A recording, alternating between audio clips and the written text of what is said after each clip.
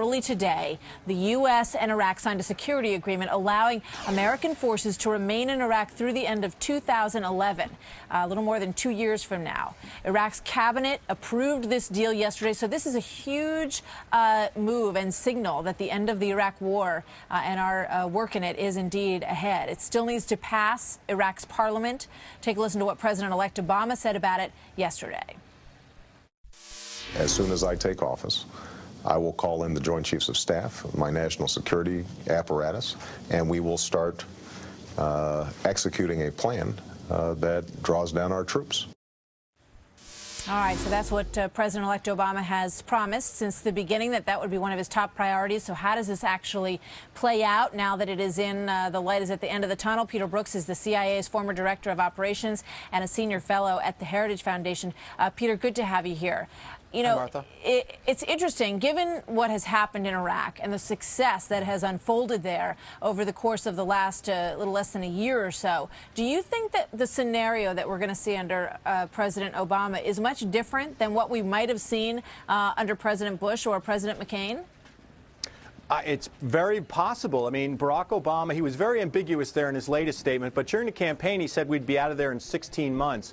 Which would be sometime in the spring of 2010. Right now, the agreement allows U.S. forces to stay in Iraq for another 3 years to the end of 2011, basically the beginning of 2012. So, yeah, I mean, I think there is a big difference there. But based on his most recent statement, it's not quite clear what he means by withdrawal. Does he mean all troops, a few troops, a lot of troops? So he's being very ambiguous about this right now, and he's probably saying, well, I need to talk to my military advisors and my new political appointees about what we should do. Peter, it's Trace Gallagher. It sounds like there's a little bit of wiggle room for both. I mean, we're talking about Barack Obama, the president-elect, saying that he wants the troops out of there in 16 months. And there's also a lot of talk about maybe pulling the troops out of the major cities and using them for only training purposes. Would that be a little more, I guess, would that be better for a lot of the critics of the Iraq war?